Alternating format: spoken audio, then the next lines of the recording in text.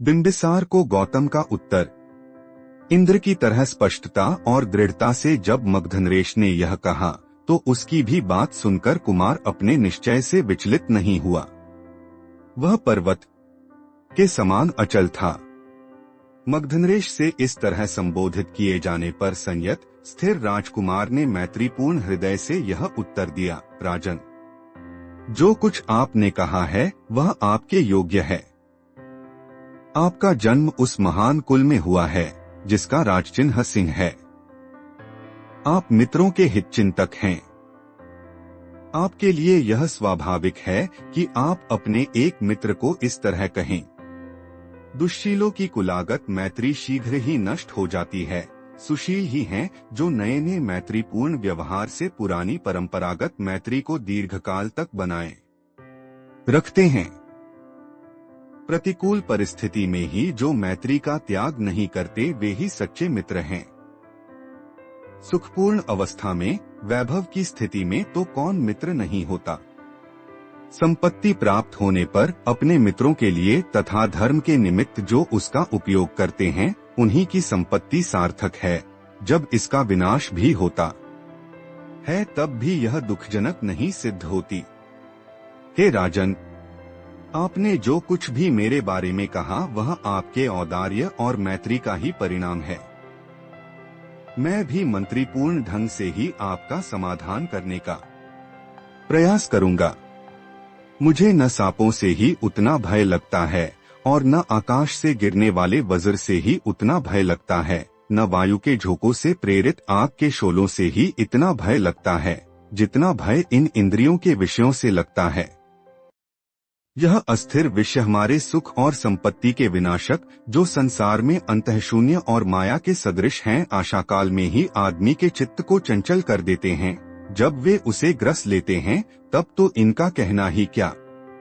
मर्त्यलोक तो क्या, दिव्यलोक में भी विषयानुरक्त को संतोष और सुख प्राप्त नहीं होता। जिस प्रकार ईंधन से वायु प्रेरित आग की कभी तुष्टि नहीं होती, उसी प्रकार विषयों की कामना रखने वाले की कभी प्यास नहीं बुझती। विषयों से बढ़कर संसार में विपत्ति नहीं है। अविद्या में ग्रसे रहने के ही कारण लोग उनमें अनुरक्त होते हैं।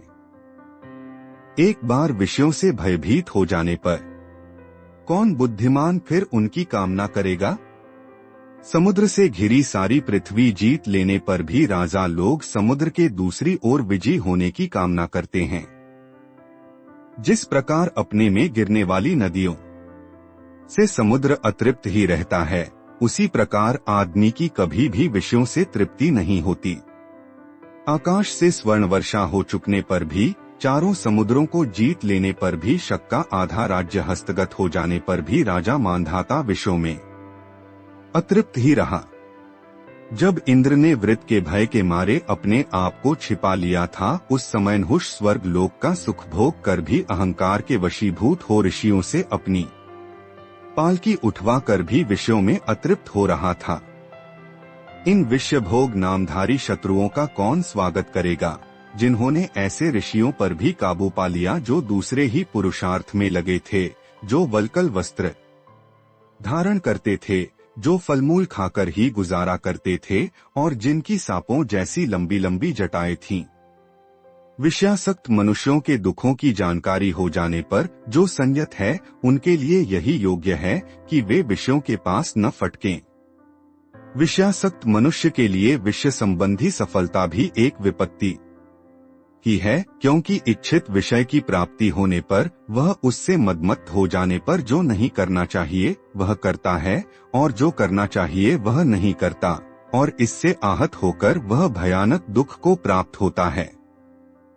ये काम विषय जो बड़े ही प्रयास से सुरक्षित रख जाते हैं, जो विषय की वंचना के अनंतर जहाँ से आते हैं वहाँ लौट जाते हैं, जो थोड़ी देर के लिए ऋण लिए जैसे ही होते हैं, कौन बुद्धिमान संयत आदमी इनमें आनंद मनाएगा।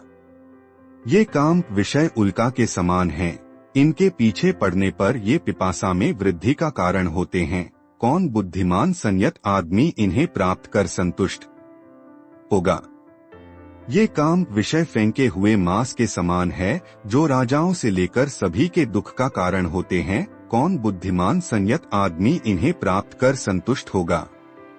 ये काम विषय इंद्रियों की ही तरह नाशवान हैं, जो भी इनमें रमण करता है ये उसके लिए विपत्तिजनक ही होते हैं। कौन बुद्धिमान संयत आदमी इन्हें प्राप्त कर संतुष्ट होगा।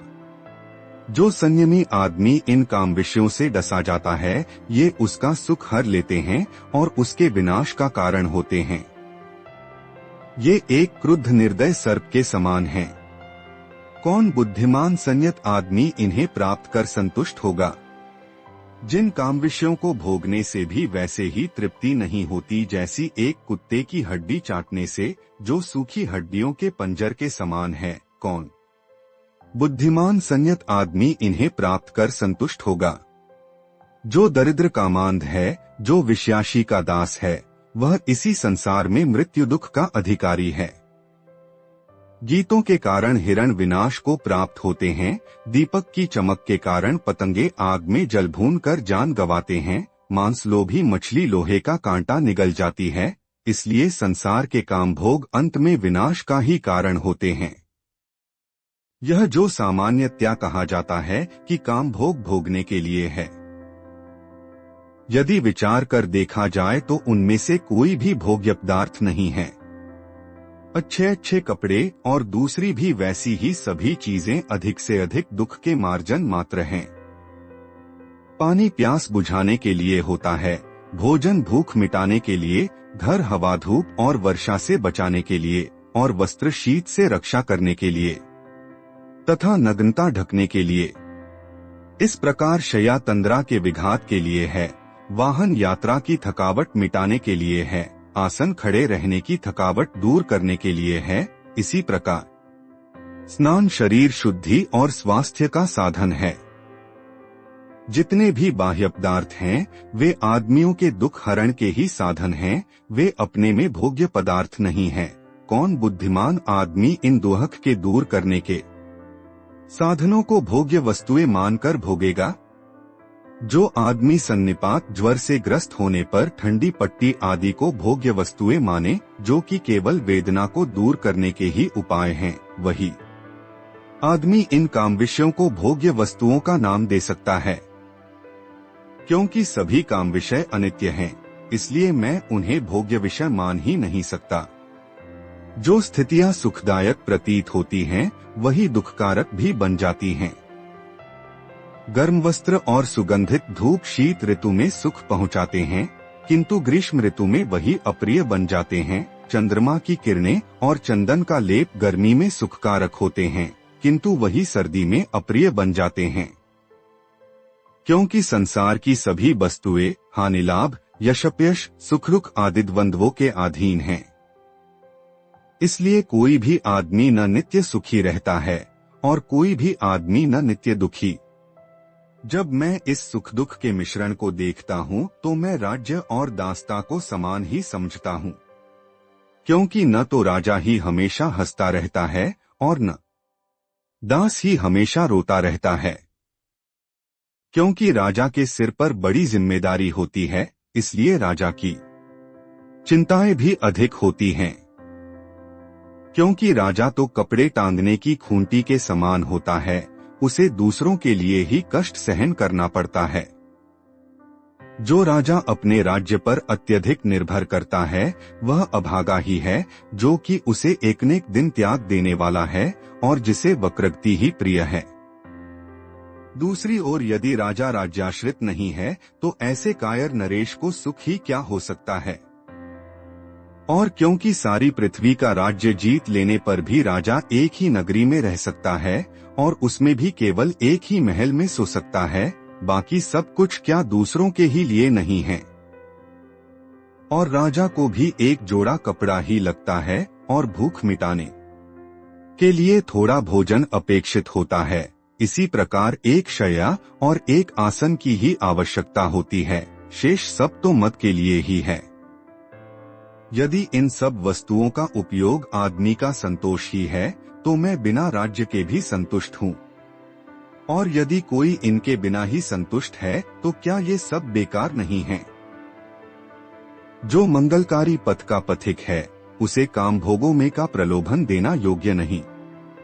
उस मैत्री का जिसकी आपने घोषणा की है ध्यान करके मैं आपसे बार बार पूछता हूँ कि आप मुझे बताएं कि क्या विषयों में कुछ भी सार है।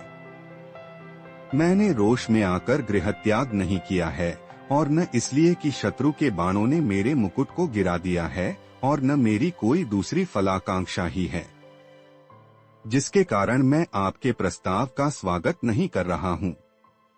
जो कोई किसी भयानक क्रुद्ध सर्प से एक बार बचकर फिर उसी को प्राप्त करने की इच्छा करे, जो तेज जलती हुई तुषाग्नि से एक बार बचकर फिर उसी में पड़ने की इच्छा करे, वही एक बार इन काम विषयों से बचकर फिर इन्हीं में फंसने की इच्छा कर सकता है। जो भली प्रकार देखता हुआ भी किसी अंधे से ईर्ष्या करे, जो मुक्त होता हुआ भी किसी बंधे हुए से ईर्ष्या करे, जो धनी होकर भी किसी दरिद्र से ईर्ष्या करे, जो स्वस्थचित्त होकर भी किसी पागल से ईर्ष्या करे, मैं कहता हूँ कि केवल ऐसा ही कोई किसी विषयासक्त से ईर्ष्या कर सकता है। मित्र, जो भिक्षाजीवी है वह दया का पात्र नहीं है। उसे इस लोक में परम सुख प्राप्त है, शांति प्राप्त है, और आगे के लिए भी उसके सब दुखों का अंत हो गया है। किंतु वही दया का पात्र है जो विशाल धन राशि के बीच गड़ा हुआ होने पर भी तृष्णा के वशीभूत है, जिसे न इस लोक में परम सुख प्राप्त है, न शांति प्राप्त है, और न आगे के लिए भी उसके दुखों का अंत हुआ है। जो कुछ तुमने मुझे कहा है वह तुम्हारे शील, तुम्हारी जीवनचर्या और तुम्हारे कुल के अनुरूप है, किंतु अपने निश्चय पर दृढ़ रहना मेरे भी शील, मेरी भी जीवनचर्या और मेरे भी कुल के अनुरूप है। गौतम का उत्तर समाप्त। मैं संसार के कलहों से आहत हूँ, मैं शांति की खोज में हूँ। मैं इस दुख का अंत करने के बदले में इस पृथ्वी का राज्य तो क्या दिव्यलोक का राज्य भी न चाहूंगा। और राजन, यह जो तुमने कहा है कि धर्म, अर्थ और काम ही मनुष्य के 3 पुरुषार्थ हैं, और तुम्हारा यह भी कहना है कि मैं दुख के मार्ग पर हूँ, तो तुम्हारे तीनों पुरुषार्थ अनित्य हैं और असंतोषकारक हैं। और जहां आपका यह कहना है कि वार्धक्य आने तक प्रतीक्षा करनी चाहिए क्योंकि तरुणाई का ठिकाना नहीं, तो आपका यह कथन ही सुनिश्चित नहीं, क्योंकि तरुणाई में भी दृढ़ता हो सकती है और वार्धक्य में भी नहीं हो सकती। और जब मृत्यु किसी भी समय किसी को भी अपने वश में ले सकती है, तो कोई भी शांति का खोजी बुद्धिमान किस प्रकार वार्धक्य की प्रतीक्षा कर सकता है, जब वह यह जानता ही नहीं कि मृत्यु कब आधर दबाएगी।